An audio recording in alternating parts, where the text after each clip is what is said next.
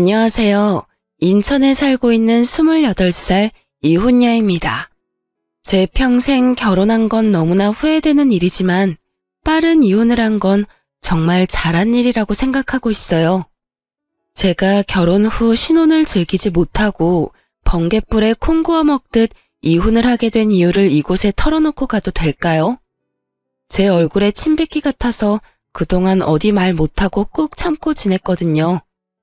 그런데 이젠 저도 속 시원하게 털어내고 싶어요. 저는 어릴 때 꽤나 소문난 부잣집에서 태어났어요. 다만 그때 당시 집이 얼마나 넉넉했는지는 저도 체감한 적은 없어요. 왜냐하면 제가 기억이 없던 시절에 잘 나갔던 아빠의 사업은 완전히 망해버렸거든요. 그래서 부자였던 건 별로 기억나지 않지만 집이 못 살았던 기억은 아주 많이 남아있어요. 제가 초등학생 때 집에 돈이 없어서 한동안 저녁을 라면으로 먹을 때가 있었어요. 처음에는 아무것도 모르는 어린 마음에 매일 라면을 먹는다고 엄청 좋아했었죠. 그런 제게 어떤 말도 쉽게 못 꺼냈던 부모님의 참담한 얼굴이 가끔 떠올라요. 하지만 얼마 지나지 않아 현실을 깨달은 저는 라면이 물려서 울며 불며 먹었죠. 아빠가 다시 일어난 건 제가 초등학교를 졸업할 때쯤이었어요. 정말 이러다 온 가족이 죽나 싶을 때 아빠는 다시 재기에 성공하셨죠. 덕분에 저는 지금까지 부족함 없이 넉넉한 환경에서 자랄 수 있었어요. 물론 부모님이 가끔씩 그땐 정말 돈이 많았었지 하며 말씀하시던 그 옛날만큼은 아니었지만요. 다행히 현재까지도 저와 부모님은 경제적으로 여유롭게 지내고 있어요. 남편과 결혼을 했던 건 성격이 잘 맞아서였어요. 다들 사랑해서 결혼을 하지만 결국 시간이 지나면 부부는 서로에게 가장 친한 친구가 된다는 말을 들은 적 있거든요. 그래서 저도 남편감을 찾을 때 평생 함께 즐겁게 지낼 친구 찾듯이 찾았어요. 남편은 제가 만나본 사람들 중에 가장 저랑 성격이 잘 맞는 사람이었어요. 처음부터 너무 잘 맞아서 저희의 연애는 사랑과 우정이 모두 있는 특별한 관계 같았죠. 입맛 잘 맞고 성격까지 잘 맞으니 연애할 때도 딱히 싸울 일이 없더라고요. 서로 만나면서 억지로 상대방에게 맞추는 게 은근히 고역이잖아요. 그래서인지 저는 자연스럽게 이 남자랑 결혼하면 좋겠다 생각했던 것 같아요.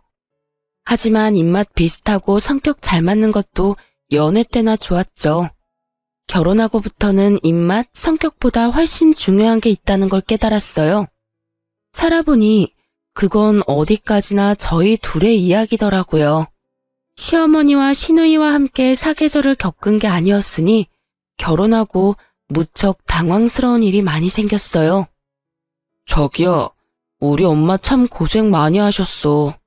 그런 만큼 좀 억척스러운 면도 있는데 그런 부분들은 마음 넓은 자기가 좀 이해해줬으면 해. 대신 나도 장모님이랑 장인어른께 정말 잘할게. 남편은 유독 자기 엄마 이야기만 나오면 감정이 과잉되는 듯 했어요. 시모 이야기를 꺼낼 때면 항상 눈물을 글썽였죠.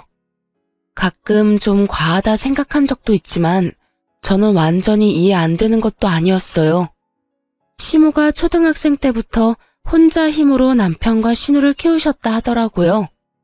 남편의 아버지는 남편이 어렸을 때 가게에 빚만 잔뜩 남기고 도망갔대요. 시모가 대단한 건 그 빚을 갚으며 더 이상 추가로 빚내지 않은 거예요. 빚을 자식들에게 대물림하지 않고 자기 선에서 끝내려고 했던 거죠.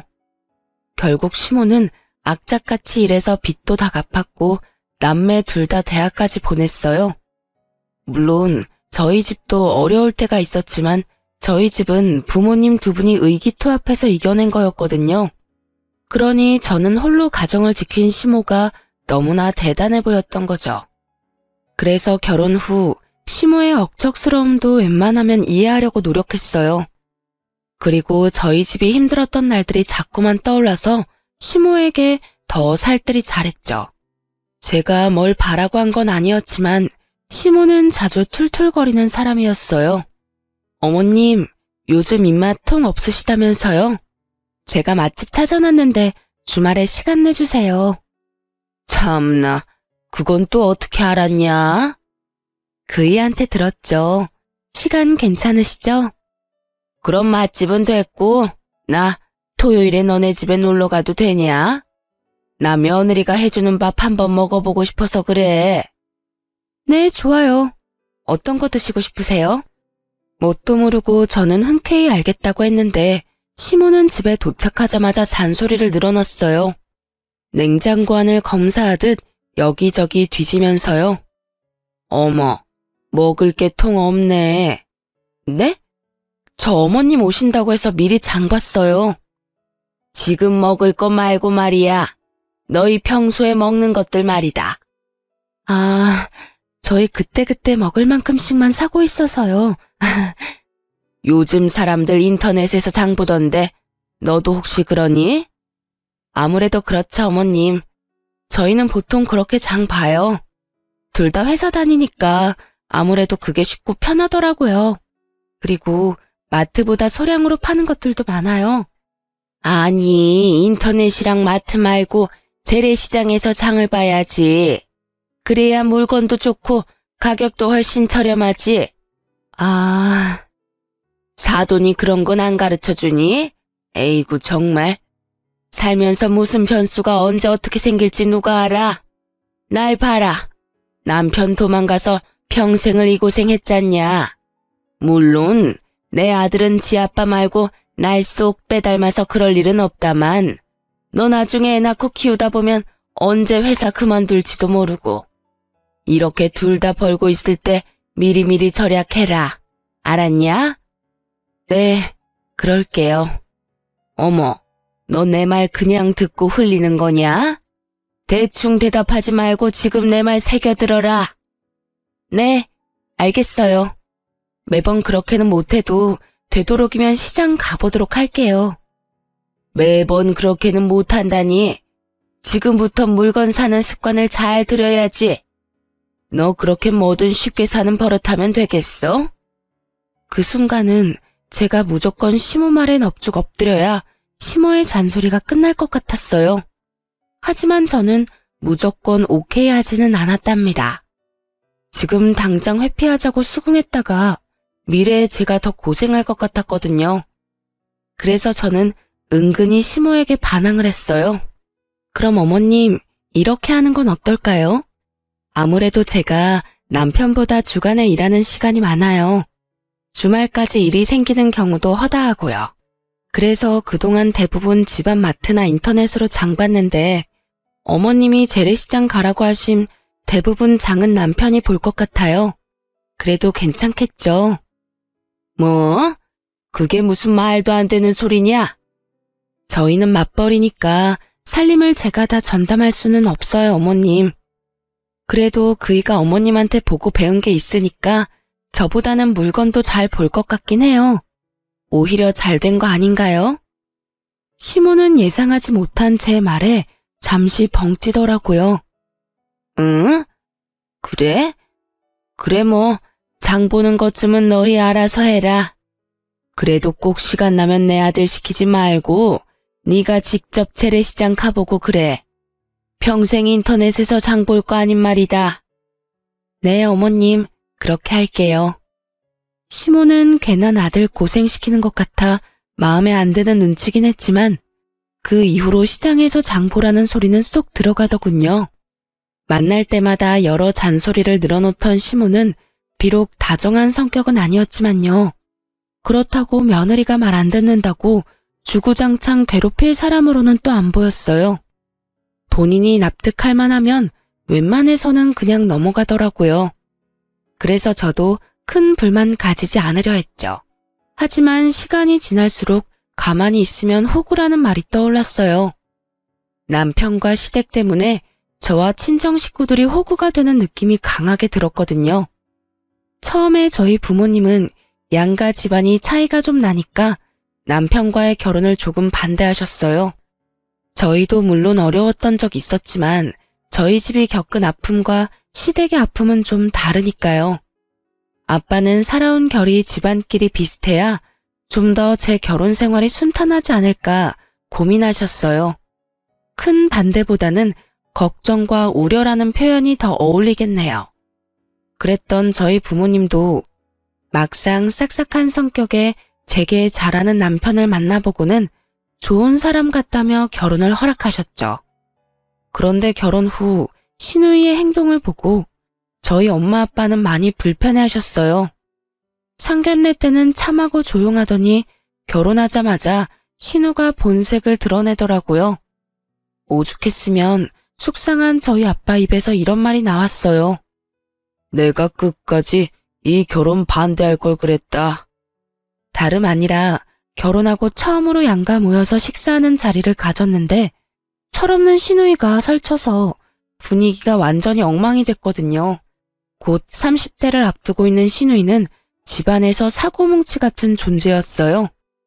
신우가 고등학생 때 갑자기 메이크업 하고 싶다고 해서 시모는 뼈 빠지게 일한 돈 신우에게 아낌없이 지원을 해줬다고 합니다.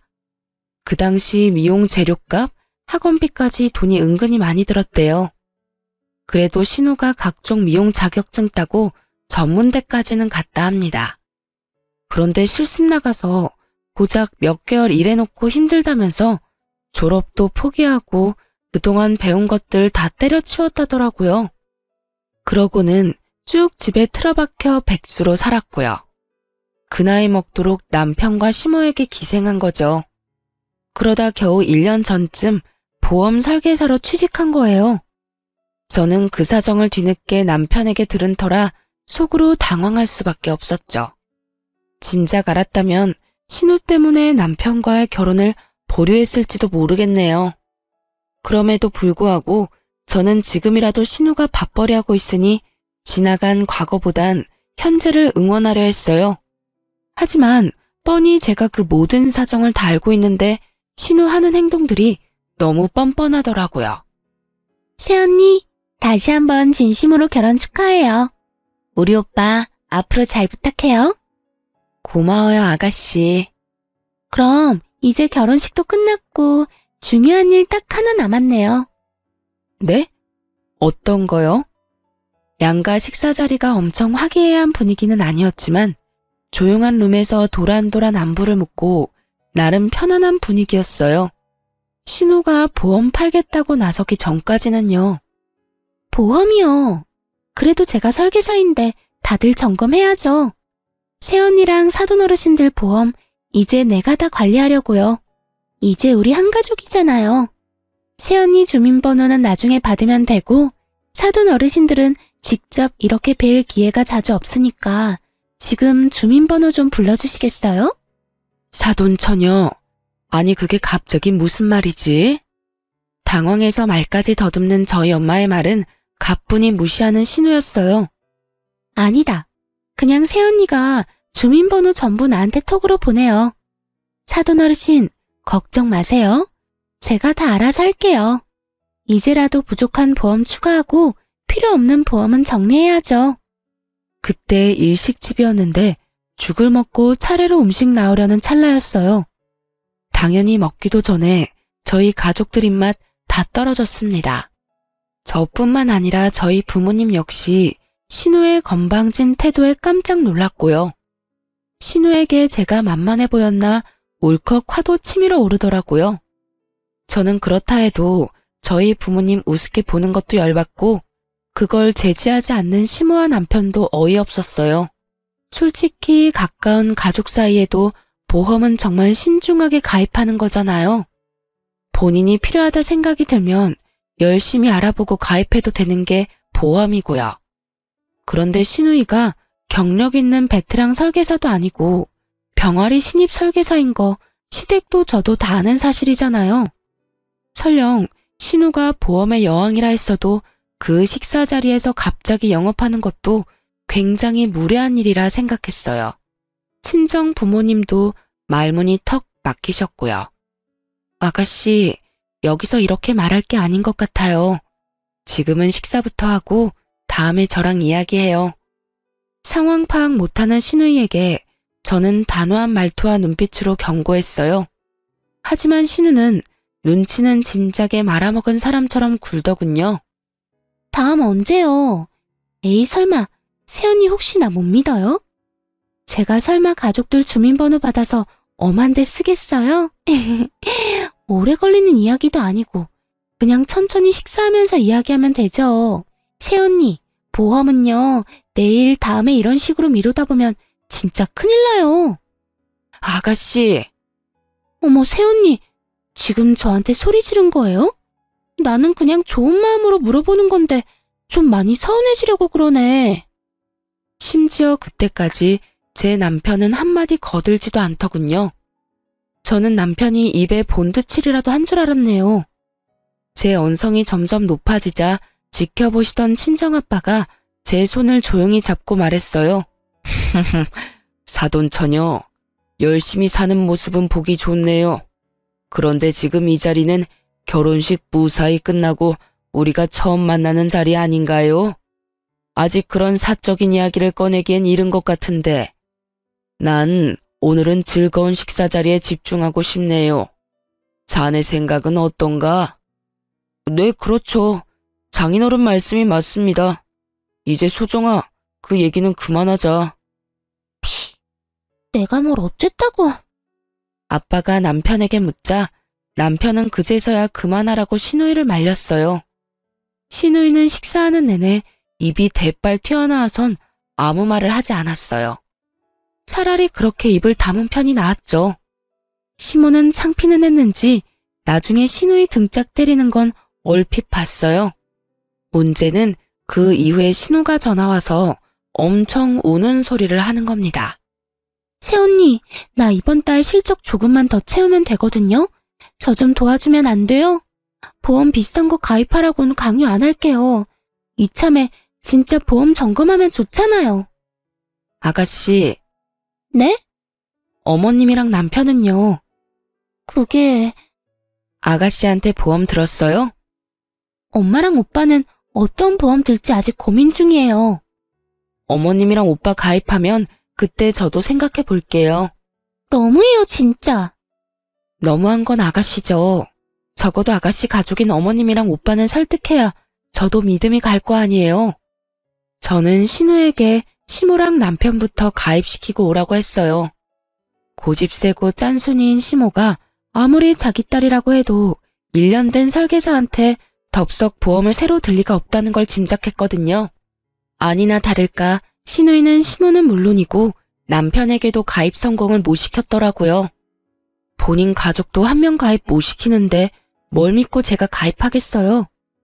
다행히 그 이후로 신우는 제 앞에서 보험의 보자도 안 꺼냈어요. 저는 진짜 신우이가 보험회사에서 진득하게 몇 년 일을 하는 모습을 보이면 그때 상담해보고 하나쯤 보험 들어주려고 했어요. 물론 부족했던 제 보험 보장도 채울 겸 저렴한 보험으로요. 그런데 그 마음이 싹 사라지게 남편이 제게 핀잔 아닌 핀잔을 주는 겁니다. 신우가 잠잠하니 이제 남편이 제 속을 뒤집더라고요. 그래도 내 동생인데 한번 눈 딱 감고 도와주면 안 돼? 가만 지켜봤는데 당신 너무 냉정하다. 응? 그게 무슨 소리야? 그러는 당신은 왜 아가씨 안 도와주는데? 아가씨도 그렇고 당신도 그렇고 대체 왜 나랑 우리 집에만 그래? 어머님이랑 당신이 들어주면 되잖아. 말을 왜 그런 식으로 해? 그럼 내가 말이 예쁘게 나오겠어?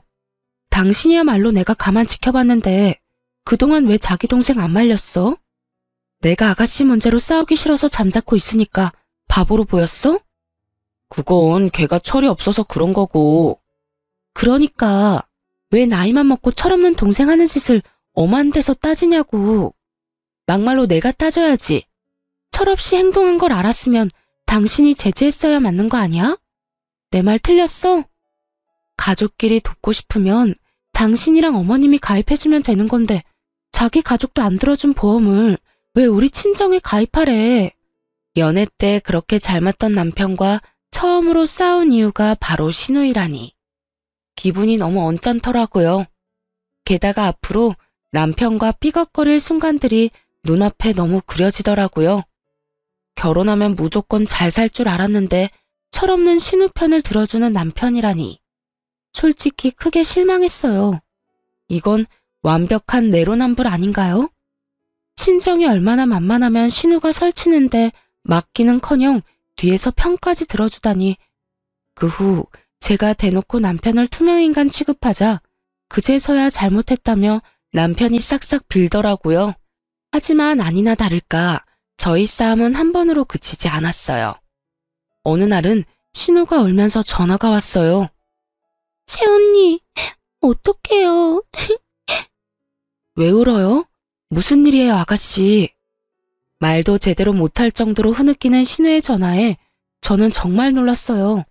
보통 저희 나이대에 울만한 일은 부모님 관련 일이 대부분이잖아요. 저는 혹시나 시댁에 무슨 큰일이 생겼을까봐 놀라서 바쁜 일 제쳐두고 신우가 있는 곳으로 달려갔죠. 얼마나 급했으면 남편에게 연락할 생각도 못했고요. 다행히 시모에게는 별일이 없었어요.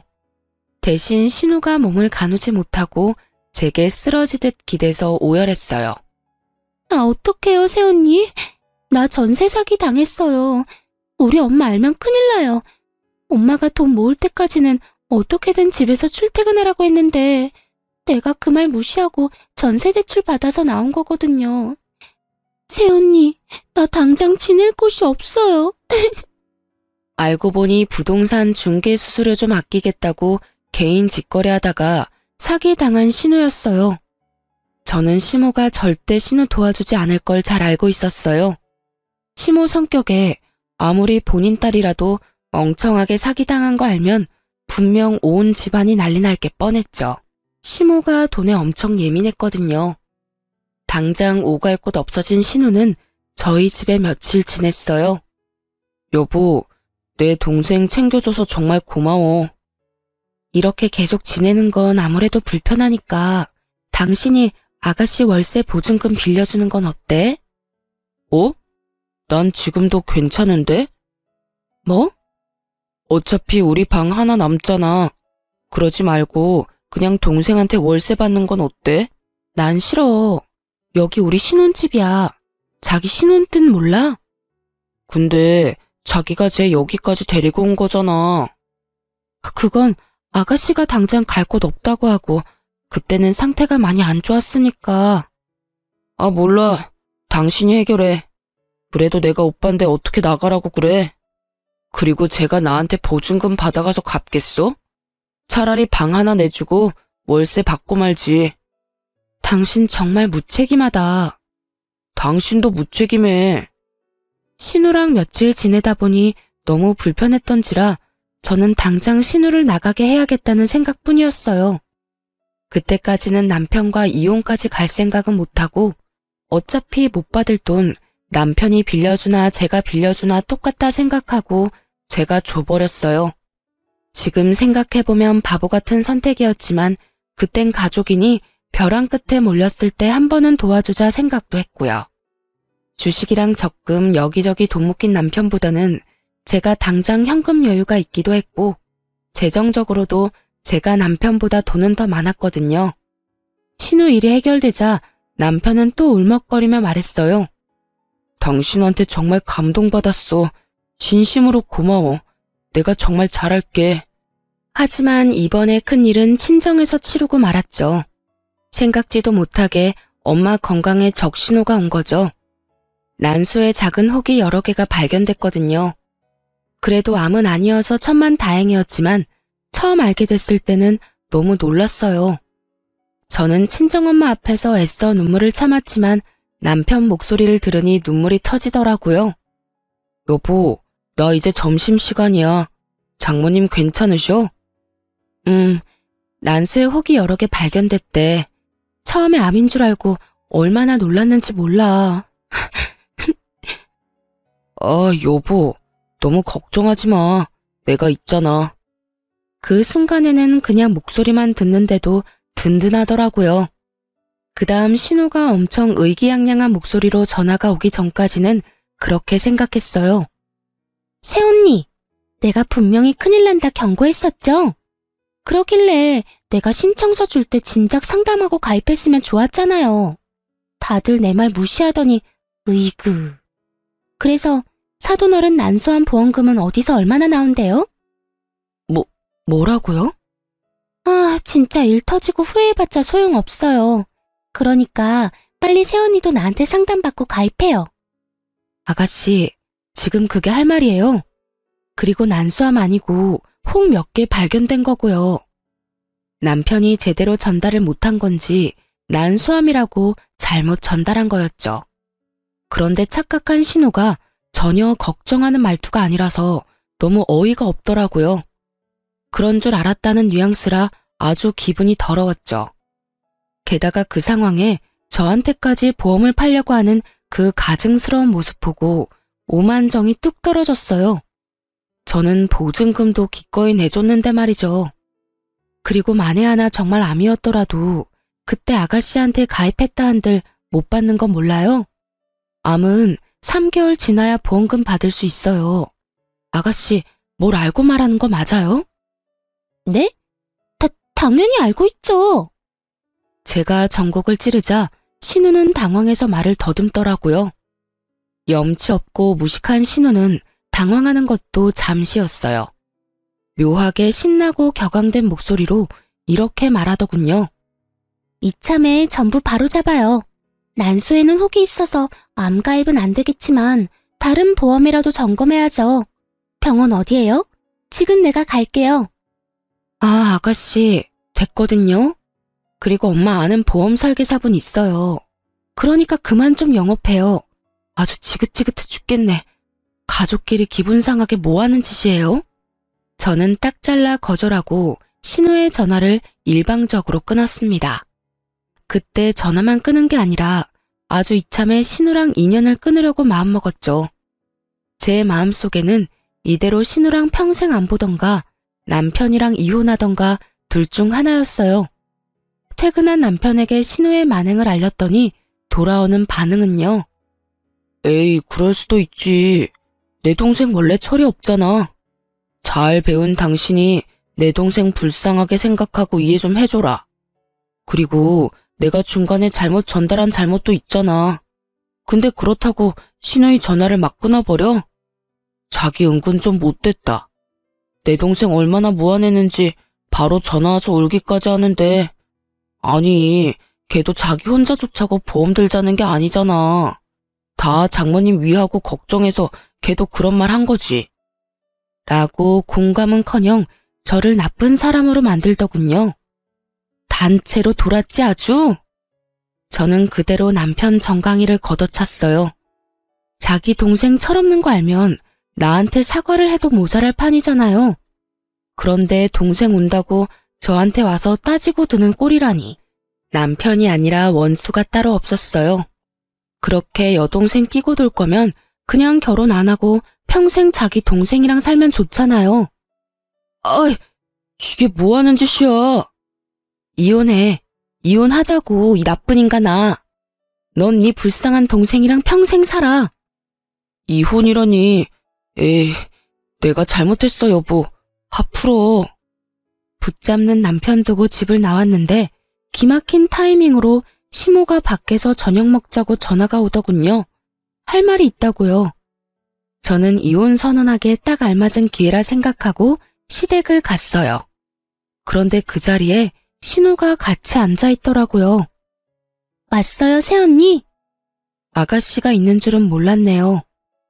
신우는 시모 눈치를 슬금슬금 보더니 제게 미안하다고 사과를 하더라고요. 시모도 딸 잘못 키워서 미안하다며 신우 등짝을 때리더군요. 솔직한 심정으로 시모까지 미안하다며 고개를 떨어뜨리는데 일을 너무 크게 만드는 것 같아 마음이 참 복잡하더라고요.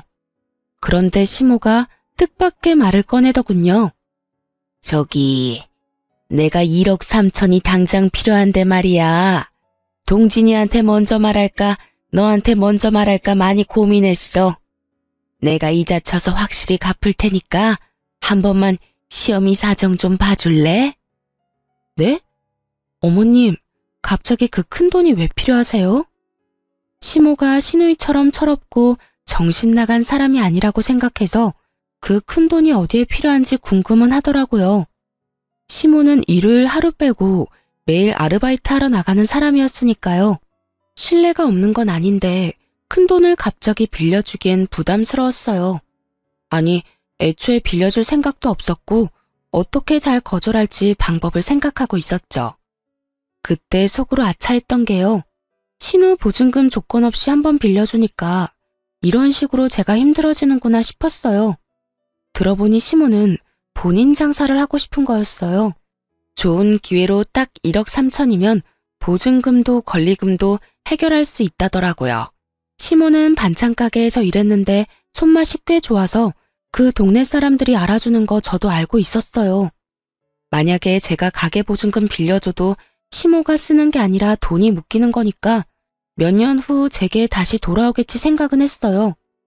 그래도 결혼한 지 얼마 안 돼서 부부 사이에 잡음이 나오는 와중에 남편 집안에 그 큰 돈을 빌려주고 싶지 않았어요. 장황한 설명에도 제가 긍정의 말이 없자 시모는 삐친 얼굴로 말없이 식사만 했어요. 저는 중간에 화장실로 도망가 남편에게 당장 오라고 했죠. 남편과 통화를 끝내고 화장실에서 나왔는데 그 넓은 고깃집이 시끄럽도록 둘이 하하호호 웃으며 난리가 났더라고요. 아까는 분위기가 무겁게 고기만 먹더니 무슨 대화를 저렇게 하나 싶어서 가까운 테이블에 잠시 앉아 둘이 나누는 대화를 집중해서 듣기 시작했죠. 그런데 저는 정말 기절할 뻔했네요. 이씨, 세연이 별 반응도 없고 뭐야. 통이 커서 한 번에 알겠다 할 줄 알았는데. 다 너 때문이지, 기집애야.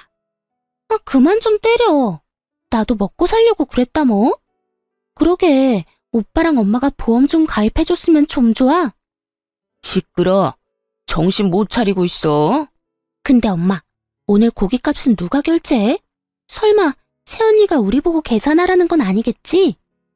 예, 그럼 우리가 돈 빌리는 입장인데 계산 안 할 수도 없잖냐.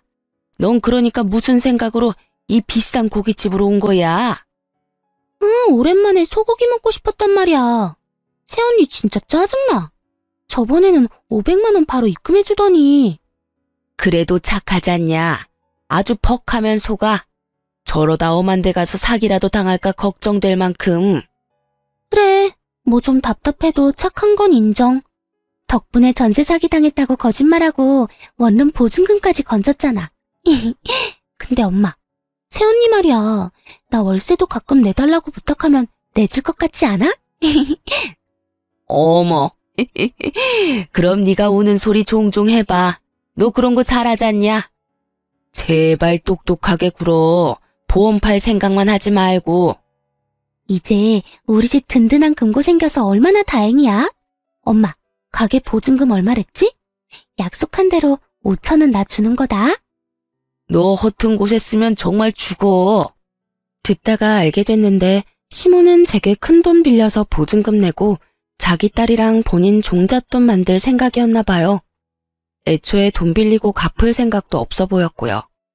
몇십만 원씩 갚다가 안 갚으면 그만이라는 말까지 들었거든요. 저는 다 들었지만 아무것도 못 들은 척 태연하게 굴었어요. 분하지만 흥분해서 어버버 따지고 싶진 않았거든요. 그럼 오늘 고기는 어머님이 사주시는 거죠? 저 요즘 안 그래도 기력이 딸렸거든요. 감사히 잘 먹겠습니다, 어머님. 응? 뭐 그래, 맛있게 먹어라. 저는 일부러 비싼 소고기만 계속 주문했어요. 그날은 채기도 하나 없이 어찌나 음식이 잘 넘어가는지요. 아마 이혼하겠다는 결심에 속이 너무 후련해서 그랬는지 모르겠네요. 시모와 신우는 비싼 고기 손도 못 대더라고요. 저만 야무지게 잘 먹었어요. 30만 원 넘게 나왔는데 손을 벌벌 떠는 시모였죠. 어머님 잘 먹었습니다. 설마 돈 아까운 건 아니죠? 아깝다니. 우리 며느리 잘 먹어서 나는 너무 기분 좋아. 억지 웃음 짓는 시모와 신우를 끌고 카페로 자리를 옮기자고 부추겼어요. 알겠다며 또 억지 웃음을 짓는 모녀였죠. 시모는 예상치 못한 큰돈을 지출해서 그런지 얼굴이 잔뜩 어두워져서는 카페에서도 돈 이야기를 꺼내더라고요.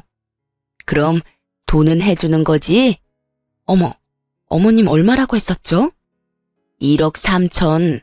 오늘 해줄 거야? 해줄 거지? 일단 케이크부터 좀 먹을까요? 여기 케이크가 진짜 맛있거든요. 후식은 아가씨가 사는 거죠? 고마워요. 잘 먹을게요. 그리고 저 이따 갈 때 포장도 좀 해갈게요. 네네, 그럼요. 제가 쏠게요, 새언니. 저는 또 신우돈으로 디저트랑 커피 왕창 시켰어요. 그리고 야무지게 디저트 먹으면서 얄밉게 말했죠. 그런데 말이죠, 어머님. 돈 30만 원에는 벌벌 떨면서 며느리 돈은 아무렇게나 쓰여도 괜찮나 봐요? 뭐? 너 지금 뭐라고 했냐? 새언니, 아까 설마 다 들은 거예요? 아무 말을 하지 않고 가만히 있자 긍정의 의미로 알아들은 모녀가 제게 다 오해라며 펄펄 뛰기 시작하더군요. 저는 아무렇지 않게 웃으면서 말했어요. 걱정 마세요. 돈은 생길 테니까요. 네가 도와주려고? 에이, 미쳤어요. 내가 왜요? 댁 아들이 도와주겠죠. 이혼하면 신혼집에 들어간 돈 다시 반반 나눌 거예요. 그러니까 아줌마 필요한 그 돈은 아들한테 달라 하세요. 왜 엄한 사람한테 돈을 자꾸 뜯으려 하실까?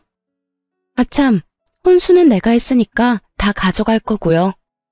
제 말에 두 모녀 얼굴이 울그락불그락 변하는데 참 보기 좋더라고요. 그래서 다 마시지 못한 커피는 신우 얼굴에 시원하게 부어줬습니다. 열받은 김에 정신 좀 차리라는 의미였죠. 아, 차가워. 너 지금 내 딸한테 무슨 짓이야? 마음 같아서는 팔팔 끓는 뜨거운 커피 들이붓고 싶은데 착한 내가 참았어요. 커피가 한 잔뿐이라 따님한테만 부었는데 아쉬우세요? 뭐 아쉬우면 한 잔 더 시키고요. 이번엔 따뜻한 거 시킬 건데 괜찮죠? 뭐? 단단히 미쳤구나 너? 미친 건 당신들이지 이 가족 사기다. 처음엔 이상하게 다 멀쩡한데 딸만 왜 저 모양일까 했어. 근데 결국 다 똑같은 집구석이었네. 평소랑 다른 독한 얼굴에 시모와 신우는 겁에 질려서 아무것도 못하고 개거품만 물더군요. 그대로 집 가서 이혼하려고 짐 싸는데 이놈의 남편은 가만히 있으면 될 걸 또 눈치 없이 혈압을 오르게 만들더군요. 당신 돈도 안 빌려줄 거면서 비싼 소고기는 왜 그렇게 많이 먹었어? 어휴, 엄마가 30만 원 넘게 썼다고 얼마나 화가 나셨는지. 당신이 나중에 보내줄 거지? 솔직히 양심 있으면 당신 혼자 다 먹었다던데. 30만 원은 당신이 이체해주라, 어? 그럼 그렇지. 짐작하기는 했는데 진짜 역겹네. 애초에 당신도 다 알고 있었지? 뭘? 어차피 당신 집이랑 당신 지금도 충분히 여유롭잖아. 그 정도는 우리 엄마랑 동생 도와줄 수 있지 않아? 야, 이 거지 같은 놈아. 나한테 돈 맡겨놨냐? 네 가족인데 네가 직접 빌려줘야지. 1억 3천만 원은 너도 없는데 내가 왜 빌려줘? 그냥 긴 말 필요 없고 지금 이혼하고 네가 혼자 실컷 도와주면 되겠네. 저는 남편 멱살을 잡고 흔들기 시작했어요. 당장 신우가 저한테서 가져간 500만 원부터 입금하라고 말이죠. 입금 안 하면 어쩔 거냐는 남편 말에 당장 이혼이지 않겠냐며 비웃었죠. 그랬더니 남편 놈이 진짜 이혼은 하기 싫었는지 그 자리에서 바로 500만 원 송금하더라고요. 이 자식 돈도 있었으면서 일부러 내 돈 쓰게 만든 거 보니 혈압이 2배로 오르더군요. 입금했어 여보. 이성적으로 생각해. 우리가 결혼한 지 1년이 됐냐 2년이 됐냐? 이건 정말 아니야. 그래, 이건 정말 아니지. 입금만 확인하고 남편놈 싸대기를 아주 풀스윙으로 날려버렸어요. 30만 원 고기를 먹어서 그런가 청량한 짝 소리에 제 마음도 다 시원해지더라고요. 끝까지 내 편은 없다는 생각에 많이 우울하더라고요. 친정에 와서야 눈물이 펑펑 쏟아지는 거 있죠. 부모님께 엉엉 울며 자초지종 설명했는데 속상해하실 줄 알았는데 오히려 빨리 알아채고 이혼하는 게 어디냐고 엄마가 기뻐하시더라고요. 아이고 조상님이 도우셨다. 이제라도 알아차린 게 어디야. 그런 사기꾼들한테 큰돈 안 뜯기고 지금이라도 이혼하는 게 천만다행이다. 그래서인지 저도 한 번 울고 정신이 번쩍 들더라고요. 얼른 이혼해서 내 인생의 오점을 지우고 싶은 마음뿐이었죠. 부동산에 신혼집을 내놨는데 깨끗하고 신축이라 역시나 빠르게 정리할 수 있었어요. 그런데 제 돈 써서 순수 골라 채워넣었던 냉장고와 에어컨, 식기, 세척기 등등 가전을 챙기러 갔는데 싹 없어졌더라고요. 가져가서 친정 가구 다 바꿀 생각이었거든요. 솔직히 누군지 예상은 갔어요. 남편 놈에게 전화하니 예상대로 신우가 가져갔다고 하더군요. 그런데 이어서 하는 말이 그것도 다 제 책임이라며 개소리를 하더라고요. 네가 그럼 못 가져가게 지키고 있던가. 그냥 나갔으면 그 정도 각오는 했어야지. 저는 더는 입씨름할 것도 없이 신우에게 전화했어요. 그래요. 몇 개는 중고로 팔았고 나머지는 우리 집에 가져왔어요. 너 정말 못 쓸 물건이구나. 뭐라고? 야, 너 이제 내 새언니 아니야. 말 가려서 해. 너 나중에도 큰 소리 칠 수 있는지 보자. 그러던지. 흥. 어차피 신우한테 준 500만 원은 이미 받은 상태라 상대하기 싫었는데 이놈의 인간들이 하나같이 절 가만두질 않더라고요. 제 소유의 가구를 다 훔쳐갔는데 적반하장으로 성을 내니 법대로 하자 싶었죠. 원래는 조용히 합의 이혼하려고 했는데 소송 이혼으로 바꾸고 신우도 절도죄로 신고했습니다. 본인이 직접 가져갔다고 시인하는 통화 내역도 있고 아파트 CCTV도 찍혀 있었거든요. 예상치 못한 소송에 겁이 난 인간들이 겁도 없이 친정에 찾아와선 제 앞에서 단체로 무릎을 꿇더라고요. 여보, 이건 냉장고 판돈이야. 도로 돌려줄게. 그러니까 고소 취하 좀 해줘. 그래, 끝날 때는 끝나더라도 이렇게 진흙탕 싸움 만들지는 말아야지. 세탁기랑 건조기도 도로 가져가. 우리 집에 그대로 있어. 참나. 애초에 진흙탕 싸움 시작한 게 누군데요. 그리고 냉장고 200만 원 넘게 주고 산 신형인데 겨우 100만 원 언저리네? 똑바로 값 치러야지. 마음대로 똥값에 팔아놓고 뭐 하는 거야 진짜? 이미 경찰에 신고했고 그 집에 들어간 물건들도 다시 쓰고 싶지 않네요. 법대로 하면 되니까 이렇게 찾아오지들 마세요. 결국 남편은 울분을 터뜨리더라고요. 처음엔 저를 원망하더니 뒤늦게 상황 파악을 똑바로 한 남편놈이 시모와 신우에게 개거품을 물더라고요. 둘 다 내 인생 이렇게 망치니까 좋아? 좋냐고. 그냥 평범하게 잘 살 수 있었는데 그런 남편에게 저희 부모님이 말씀하셨죠. 다 잘못들은 했지만 남편인 자네가 다 알면서도 눈 감은 건 문제 아니던가? 장인어른, 그렇게 부르지 말게. 이혼한 사이에 장인이라니 내 집에서 다들 당장 썩 꺼져. 잘못했어요. 저는 정말 억울해요. 바짓가랑이 붙잡고 애원하는데 가증스럽기만 했어요.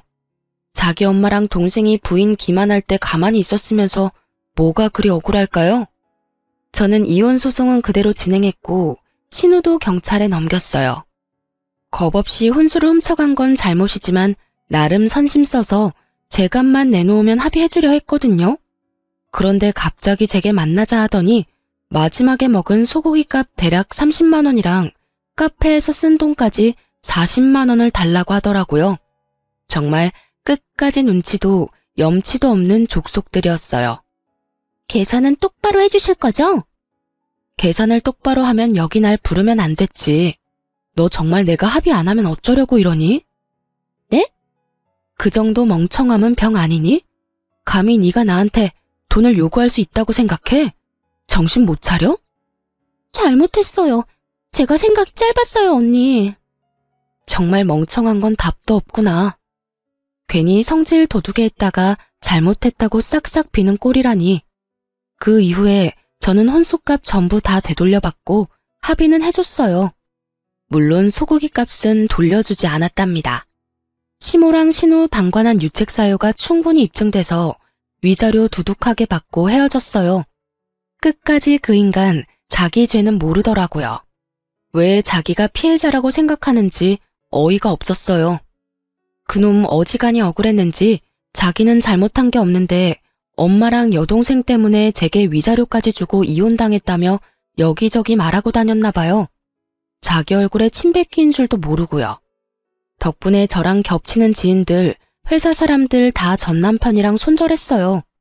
또 전 남편은 그것도 전부 시모랑 신우 탓이라며 시댁과 영 끊고 잠수 타서는 혼자 살고 있다 하더라고요. 아참, 전 시누이는 뭐 보험일 진작 그만뒀다고 들었어요. 그럼 또 기생충처럼 자기 엄마한테 딱 붙어서 돈이나 축내고 있겠죠. 쉽게 먹고 살려는 그 버릇 어디 갈까요? 다 자업자득이니 나이 먹은 큰딸 뒷바라지하면서 영원히 고통받기를 바라네요. 어쨌든 저는 그 일로 크게 되어서 함부로 소액도 빌려주지 말자 교훈을 얻었어요. 멍청하게 또 속아서 큰돈 떼일 수도 있으니 앞으론 제 지갑 절대 안 열려고요.